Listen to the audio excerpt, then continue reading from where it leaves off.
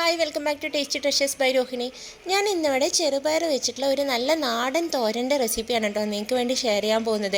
കഞ്ഞിയുടെ കൂടിയും ചോറിൻ്റെ കൂടിയൊക്കെ നല്ലൊരു കോമ്പിനേഷനാണ്. അപ്പോൾ ഇതെങ്ങനെ തയ്യാറാക്കാൻ നോക്കാം. അതിനായിട്ട് ഞാനിവിടെ ഒരു കപ്പ് ചെറുപയർ ഒരു 3-4 പ്രാവശ്യം കഴുകിയതിന് ശേഷം എടുത്തിട്ടുണ്ട്. ഇനി അതിലേക്ക് ആവശ്യത്തിനുള്ള വെള്ളം കൂടി ഒഴിച്ചിട്ട് ഒരു 10-20 മിനിറ്റ് ഒന്ന് ചെറുതായിട്ട് കുതിർത്തി വയ്ക്കാം കേട്ടോ. പിന്നീട് അതിലേക്ക് ഒരു 1/2 ടീസ്പൂൺ മഞ്ഞൾപ്പൊടി, അതേപോലെ തന്നെ ആവശ്യത്തിനുള്ള ഉപ്പ്, അതിൻ്റെ കൂടെ തന്നെ പെട്ടെന്നൊന്ന് വേവിച്ചെടുക്കാനായിട്ട് നമുക്ക് 1 ടീസ്പൂൺ വെളിച്ചെണ്ണ കൂടി ചേർത്ത് കൊടുക്കാം കേട്ടോ.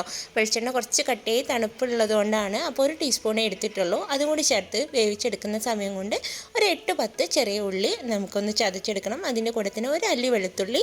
അപ്പോൾ അത് ഗ്യാസിൻ്റെ പ്രോബ്ലം ഒക്കെ ഉള്ളവർക്ക് നല്ലതാണ്, അതിനു വേണ്ടി ചേർത്തുന്നുള്ളൂ. പിന്നെ കുറച്ച് ചതച്ച മുളക് ഒരു 1/2 ടീസ്പൂൺ, അതും കൂടി ഒന്ന് ചതച്ചെടുത്തിട്ട് മാറ്റി വയ്ക്കാം.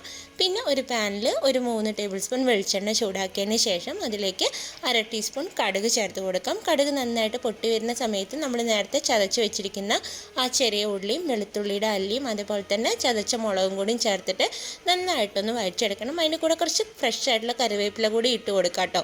എന്നിട്ട് നന്നായിട്ടൊന്ന് വഴറ്റിയെടുത്തതിന് ശേഷം, അതായത് ആ ഒരു പച്ച മണക്ക് ഉള്ളിയുടെ മാറി കിട്ടുന്ന സമയത്ത് ഇതിലേക്ക് നമ്മൾ ഉപ്പും മഞ്ഞൾപ്പൊടി ഇട്ട് വേവിച്ച് വെച്ചിരിക്കുന്ന ആ ചെറുപയർ ചേർത്ത് നന്നായിട്ടൊന്ന് ഇളക്കി കൊടുക്കാം. ചെറുപയർ ഒരുപാട് ഉടഞ്ഞു പോകരുത് കേട്ടോ. ഒരു 3-4 മിനിറ്റ് ലോ ഫ്ലെയിമിൽ ചൂടാക്കിയതിന് ശേഷം അതിലേക്ക് ഒരു ചെറിയ കപ്പ് നാളികേരം കൂടി ചേർത്തതിന് ശേഷം ഇളക്കിയിട്ട് ഫ്ലെയിം ഓഫ് ചെയ്യാം. നല്ല ടേസ്റ്റി ആയിട്ടുള്ള ചെറുപയർ തോരൻ ഇവിടെ തയ്യാറായിട്ടുണ്ട്. എല്ലാവരും ഒന്ന് ട്രൈ ചെയ്ത് നോക്കൂ. കുട്ടികൾക്കൊക്കെ കൊടുക്കാൻ വളരെ ഹെൽത്തിയാണ്.